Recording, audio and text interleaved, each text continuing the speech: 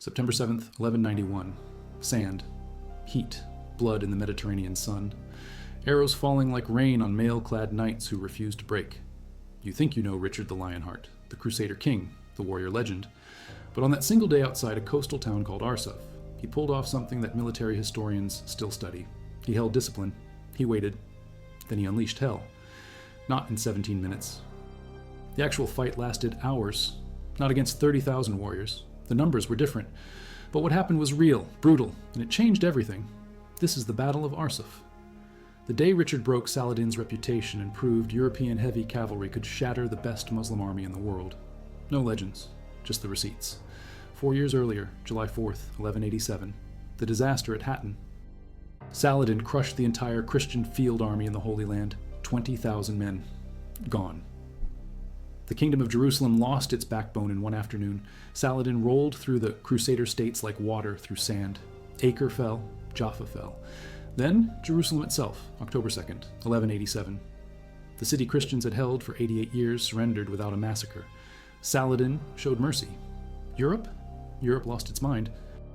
Pope Urban III died from shock when he heard. His successor, Gregory VIII, called for immediate crusade, the Third Crusade. Kings answered: Frederick Barbarossa of Germany, Philip II of France, Richard I of England, three of the most powerful rulers in Christendom.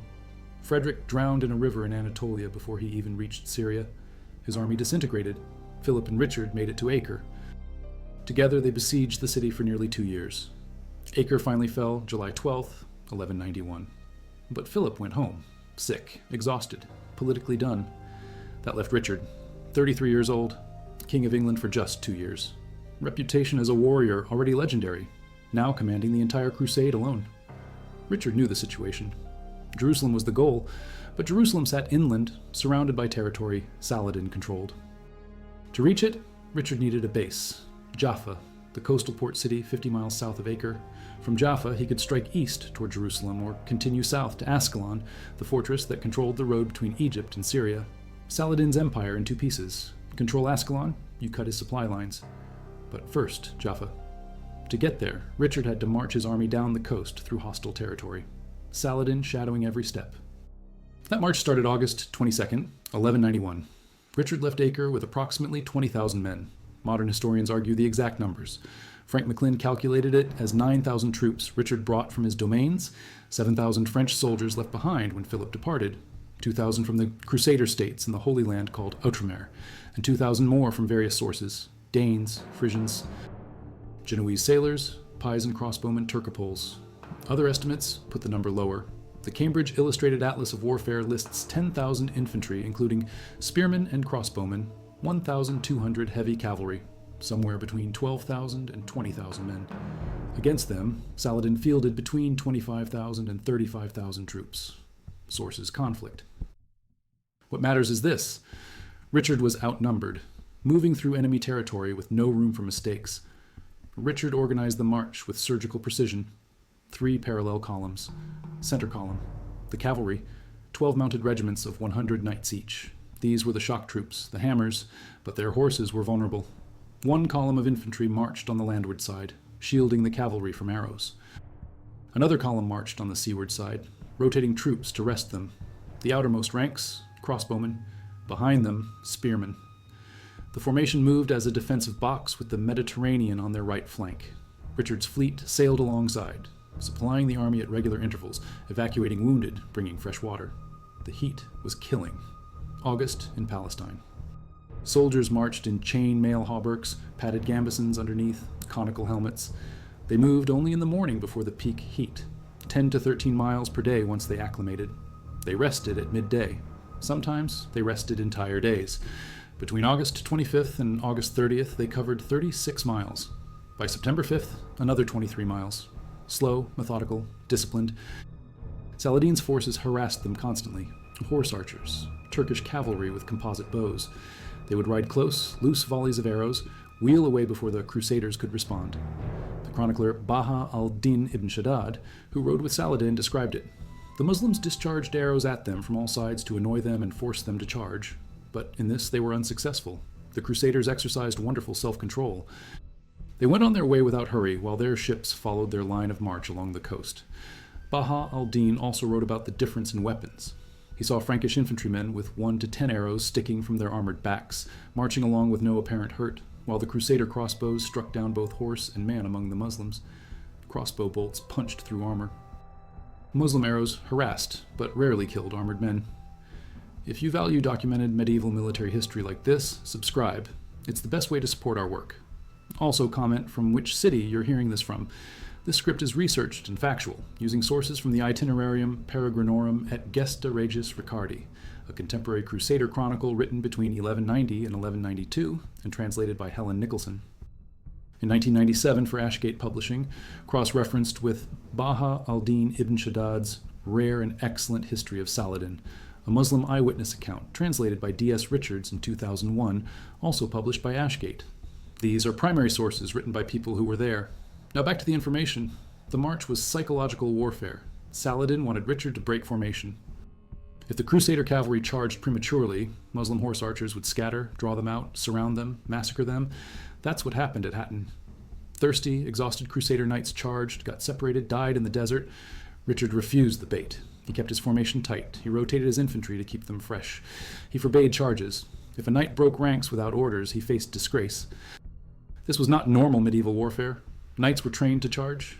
Their entire identity, their social status, their reason for existing was the cavalry charge, making them sit behind infantry, absorbing arrows, going nowhere. This required iron discipline. Richard enforced it. When small groups of Muslim cavalry got too close, he'd allow limited counterattacks. Small knight formations would burst out, drive off the attackers, return immediately to the column. Controlled aggression, September 2nd, a skirmish. One of Saladin's most feared warriors, Ayaz the Tall, died in the clash.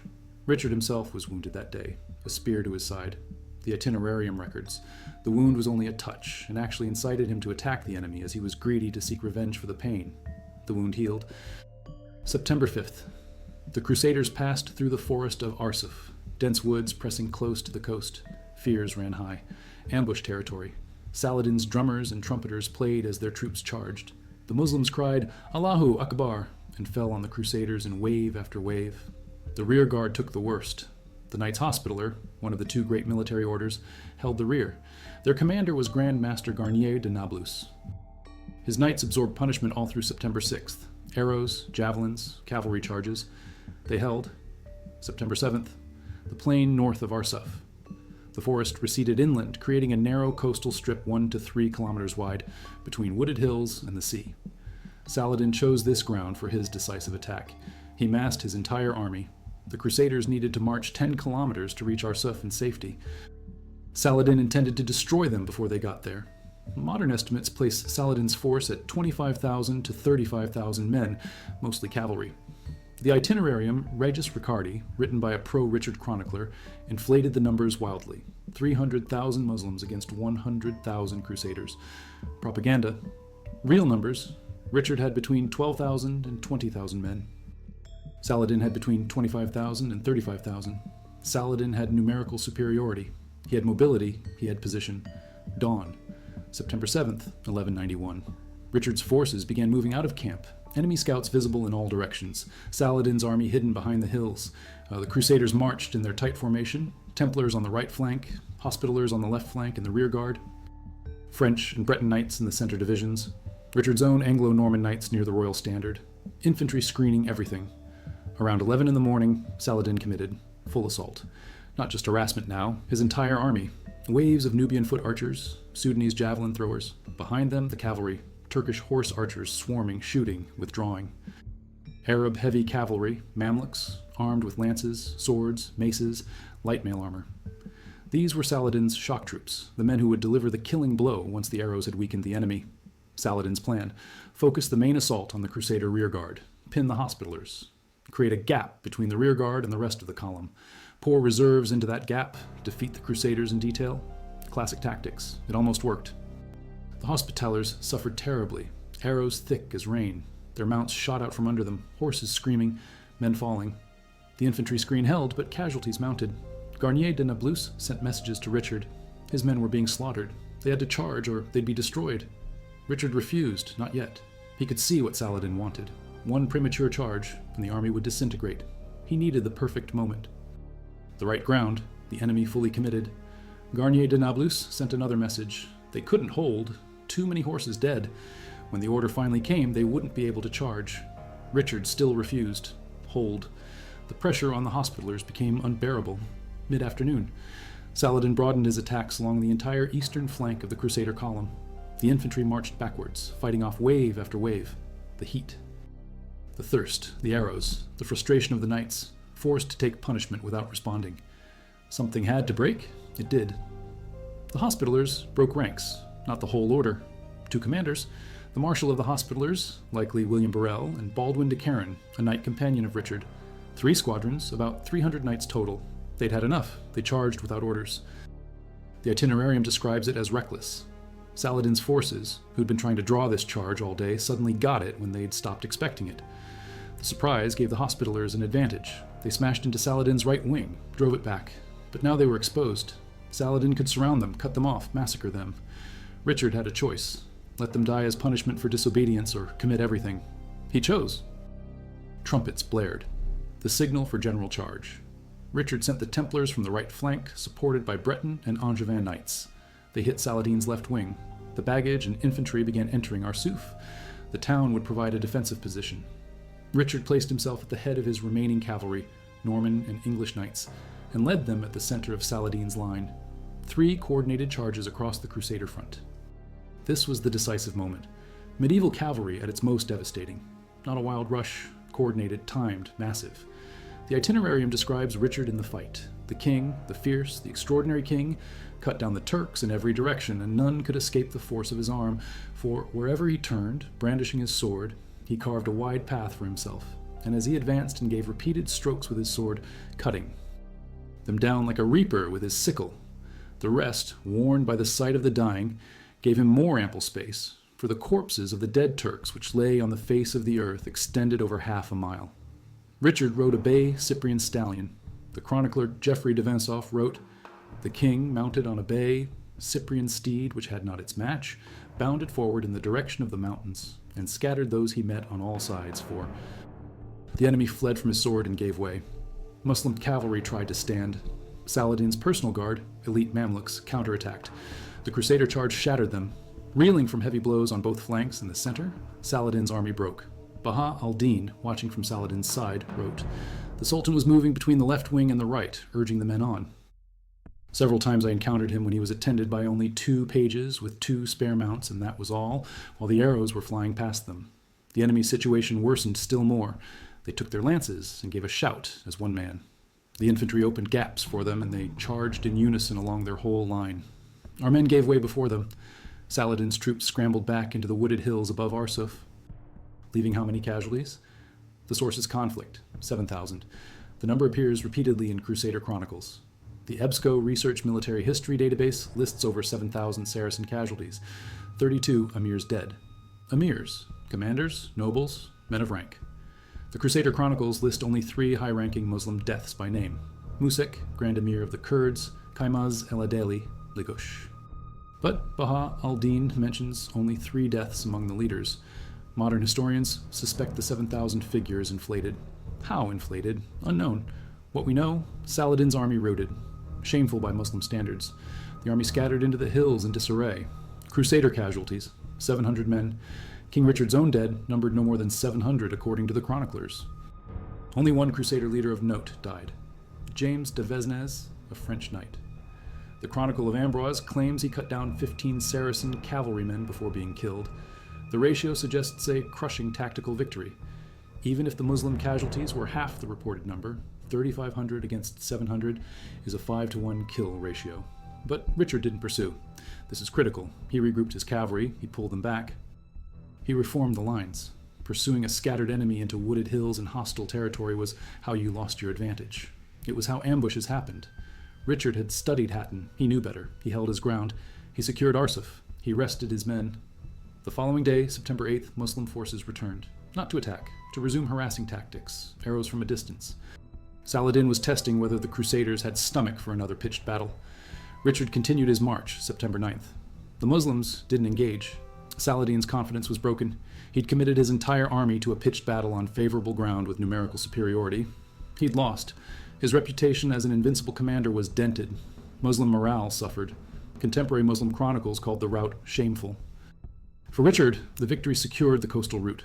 Jaffa was now reachable. The Crusaders took Jaffa. Richard fortified it as his base. The Battle of Arsuf demonstrated several military principles that modern military historians still cite. Discipline under extreme provocation. Richard's infantry and cavalry held formation for hours while being attacked. Medieval armies rarely did this, knights especially. Their culture, their training, their entire identity pushed them to charge. Richard made them wait. Coordination between infantry and cavalry. The crossbowmen and spearmen weren't just meat shields, they were active participants. When the cavalry charged, the infantry opened gaps in their ranks to let the knights through, then closed ranks behind them. This required training and discipline. The chroniclers note it specifically because it was unusual. Timing. Richard waited until Saladin had committed his entire army, until the ground was right, until his own forces were positioned for maximum impact. Then he struck with everything. Medieval battles often turned on timing. Strike too early, your enemy escapes. Strike too late, you're destroyed. Richard struck at the perfect moment, restraint after victory. Richard pulled his cavalry back instead of pursuing. He regrouped. He reformed. He didn't chase glory. He secured his objective, Arsuf and the road to Jaffa. Pursuing would have scattered his forces and given Saladin opportunities for ambush. Richard prioritized strategic goals over tactical glory. So did Arsuf decide the crusade? No. Strategically, it was a marginal victory. Saladin's army wasn't destroyed. It retreated, regrouped, remained a threat. Richard never took Jerusalem. He advanced toward the city twice, December 1191 and June 1192. Both times he got within sight of the walls. Both times he withdrew. Why? Resources. Richard calculated he couldn't siege Jerusalem successfully. The city was heavily fortified. Saladin had strong garrisons. Even if Richard took it, he couldn't hold it. Supply lines would be cut. The Crusader force would be besieged inside the city they'd just captured. Hatton all over again. Richard was a brilliant tactician. He understood his limitations. He also had political problems back home. His brother John was making moves in England. Philip of France was stirring trouble. Richard needed to return to Europe. September 2nd, 1192, Richard and Saladin signed a treaty, the Treaty of Jaffa. Terms. Jerusalem remained under Muslim control. Christian pilgrims could visit unmolested. Crusaders kept the coastal cities from Tyre to Jaffa. Ascalon's fortifications were demolished. Neither side got it. The treaty held for 3 years, and 3 months. Richard left the Holy Land October 9th, 1192. He'd been in the Crusader states for 16 months. He never returned. Saladin died March 4th, 1193. Only 45 or 55 years old, depending on sources. Exhausted, overworked. His empire fragmented among his relatives. The Treaty of Jaffa was his last major diplomatic achievement, but Arsuf mattered psychologically. It proved Crusaders could defeat Saladin in open battle. After Hatton, that was in doubt. It boosted Christian morale across Europe. It dented Muslim confidence. It secured the coastal corridor, allowing future crusades to have a base. The Fourth Crusade, Fifth Crusade, Sixth Crusade, all used those coastal cities. And it cemented Richard's reputation, the Lionheart. A Muslim emir at the Battle of Jaffa, a year later, watching Richard fight, said, "In every deed at arms he is without rival, first to advance, last to retreat. We did our best to seize him, but in vain, for no one can escape his sword. His attack is dreadful. To engage with him is fatal. His deeds are not human." That reputation came from Arsuf. The day Richard waited, held discipline, and unleashed his cavalry at exactly the right moment. If you value this kind of detailed military history, make sure you're subscribed. Comment where you're watching from. This content is based on primary source documents, the Itinerarium Peregrinorum, written by an anonymous crusader shortly after the events, and preserved in multiple manuscripts now held in the British Library and Cambridge University Library, translated most recently by Helen Nicholson in 1997, Baha al-Din ibn Shaddad's Eyewitness Chronicle, written in Arabic between 1192 and his death in 1234, preserved in manuscripts at the Bibliothèque Nationale de France, and translated by D.S. Richard's in 2001, and the Chronicle of Ambrose, a Norman poet who accompanied Richard on crusade, written in Norman French around 1196, translated by Marianne Ailes for Boydell Press in 2003. These aren't Wikipedia summaries, these are the actual medieval sources. Now let's talk about what made Richard's army so effective. The technology gap was real, but not decisive. Crusader heavy cavalry, full chain-mail hauberks covering torso and arms, mail coifs protecting head and neck, conical or rounded helmets, kite shields with heraldic devices, long lances for the initial charge, swords as secondary weapons, sometimes maces or axes for close combat. The horses, destriers, war horses bred for size and aggression, also wearing some armor, mailbarding on chest and flanks. Weight. A fully armored knight with horse and equipment could weigh 700 to 800 kilograms total. Impact. When 1,200 of these hit you at full gallop, formations broke. Muslim cavalry, Turkish horse archers with composite bows, light armor, quilted or padded vests, light helmets, curved keelish swords, small shields, fast, agile, deadly at range. Arab heavy cavalry, Mamluks with light mail armor, lances, swords, maces, better armor than horse archers but still lighter than crusader knights. The Mamluk charge had impact, but not the same bone-crushing force. Muslim foot soldiers, Nubian archers with powerful bows, Sudanese pikemen and javelin throwers, Arab spearmen. Infantry tactics. The pikemen ideally protected the archers while they shot, then charged with pikes to finish the job. Hard to coordinate. Muslim armies usually did it better than European armies. Saladin's forces had discipline and training. The Crusader advantage wasn't just the cavalry, it was the combined arms approach Richard perfected. Crossbowmen, devastating weapons. Slow to reload but punched through armor. Muslim arrows could kill unarmored men or horses. Crossbow bolts could kill armored knights. Baha al-Din described watching Crusader infantry with multiple arrows stuck in their backs, still marching and fighting. He saw crossbow bolts kill both rider and horse with one shot. Spearmen formed defensive walls. Muslim cavalry couldn't break through massed spears. The spearmen bought time for crossbowmen to reload and for the heavy cavalry to position. The system required all three elements. Crossbowmen alone could be overrun. Spearmen alone could be flanked. Cavalry alone could be scattered by horse archers. Together, mutually supporting, they were nearly unstoppable. Richard didn't invent this. Other commanders used combined arms. But Richard perfected the discipline. His army moved as one organism. The sources all mention this. Muslim and Crusader chroniclers both commented on the extraordinary self-control and coordination of Richard's force. Arsuf also revealed the limits of horse archer tactics against disciplined combined arms. Horse archers dominated the steppes. They conquered China. They built empires. But against tightly packed infantry with crossbows covered by heavy cavalry held in reserve, they struggled. Saladin's forces couldn't break the Crusader formation. They needed the Crusaders to break formation themselves. When the Crusaders finally charged, it was on their terms, not Saladin's. The charge wasn't random. It was coordinated along the entire line. 3 divisions hitting 3 points simultaneously. That level of coordination required signals, discipline, training. Medieval armies didn't usually have it. Richard's did. Archaeological evidence supports the chronicles. Raphael Lewis of the University of Haifa conducted battlefield surveys in 2013 and 2014. He identified the likely battlefield on the Sharon Plain northeast of modern Arsuf, north of Tel Aviv. Field surveys found arrowheads of both European and Middle Eastern manufacture. Crusader encampment remains with fragments of mail and crossbow bolts, traces of temporary fortifications along the coastal road. Decorated sword pommels consistent with 12th century Western design.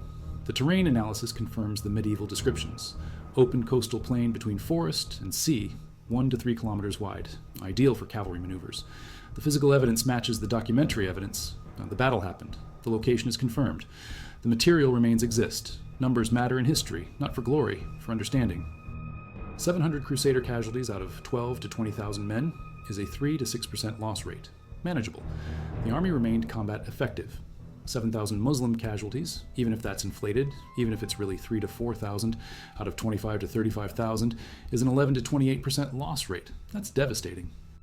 An army that loses over 10% casualties in a single engagement usually breaks. Saladin's did.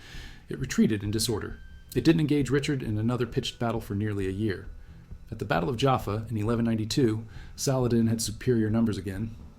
He initially took the city by storm. Richard counterattacked with only 54 knights, a few hundred infantry, and 2,000 Genoese and Pisan crossbowmen.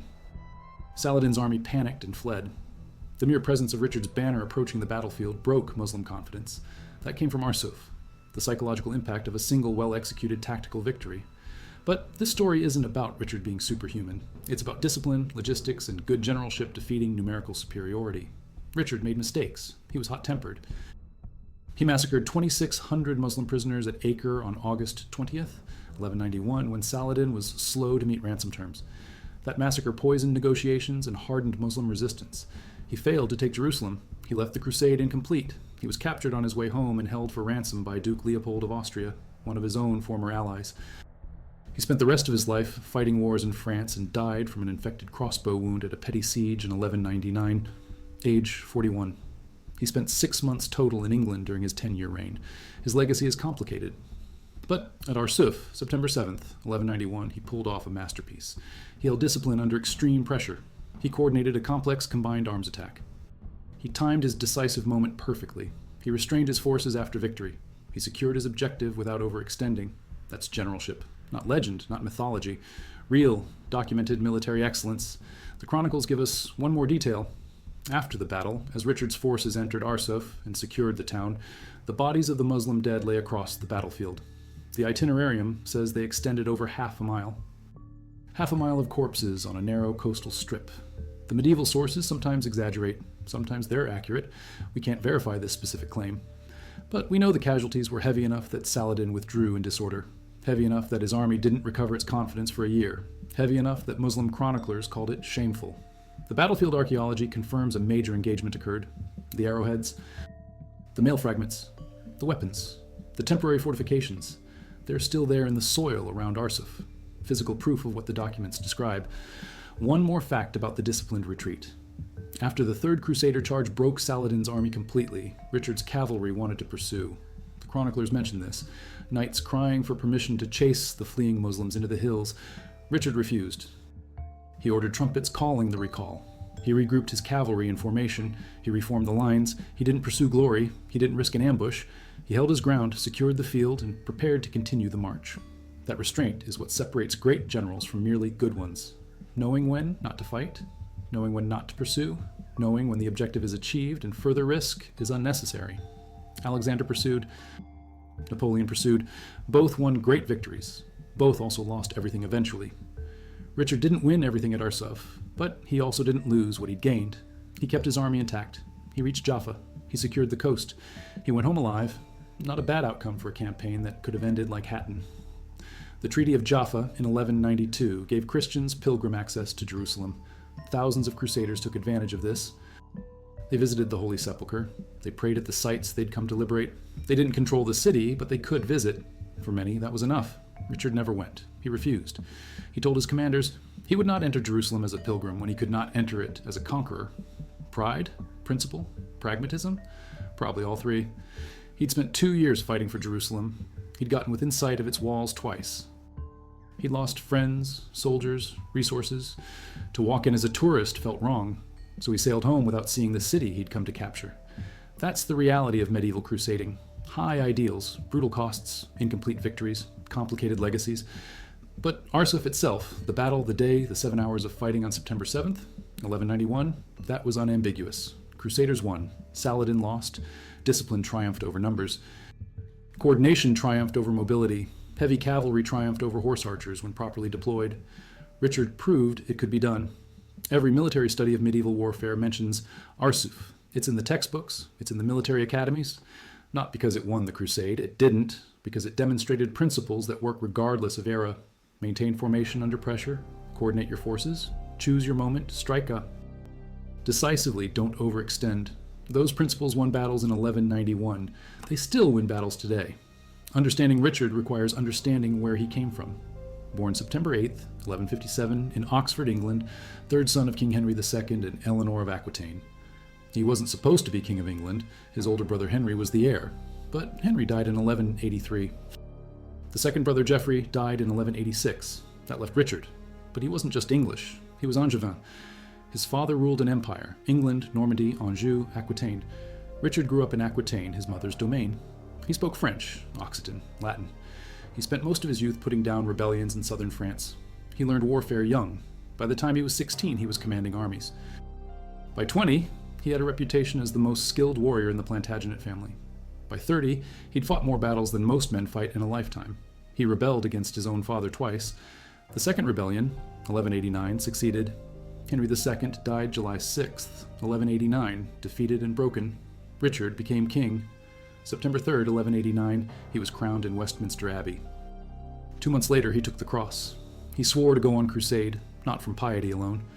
Richard was devout, but also ambitious. Crusading brought glory, reputation, legitimacy, and Jerusalem had fallen. The greatest military challenge of the age. Richard wanted it. He raised money like a plague.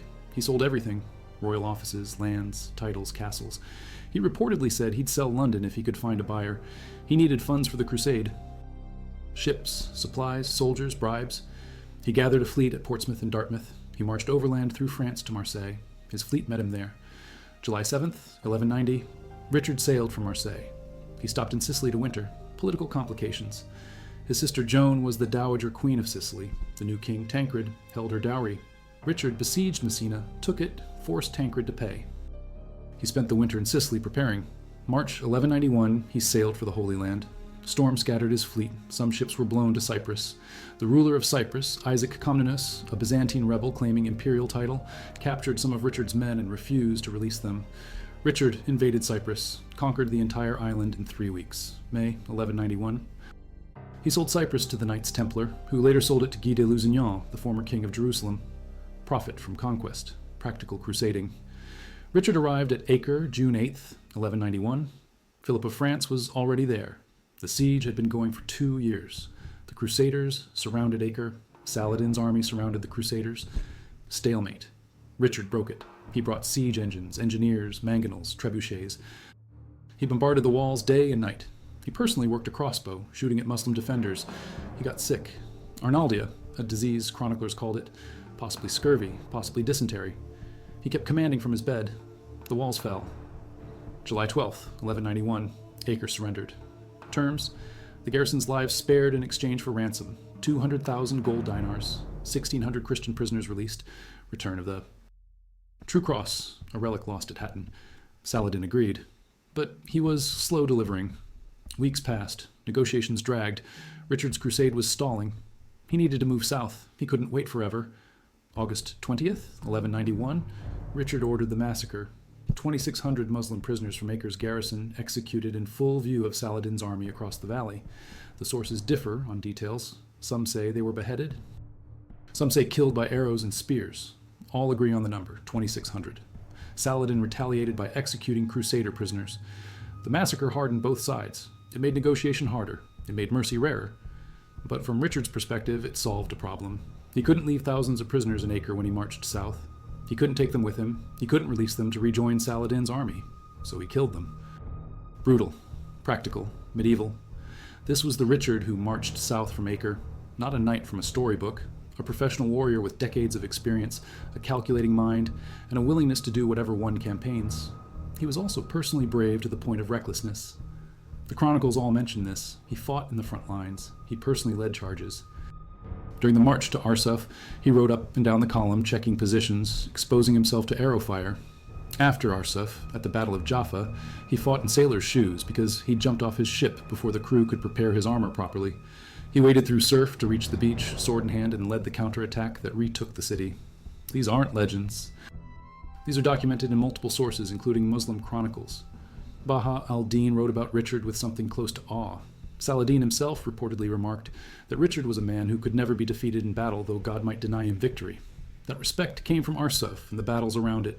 The logistics of the Arsuf march deserve more attention. 80 miles from Acre to Jaffa. Richard took 17 days, not because his army was slow, because he was managing resources. Water was the critical concern.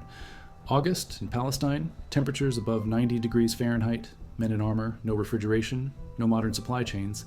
Every well mattered, every stream, every place the ships could anchor and transfer barrels of water. Richard's fleet followed the coast, resupplying the army every few miles. This was planned.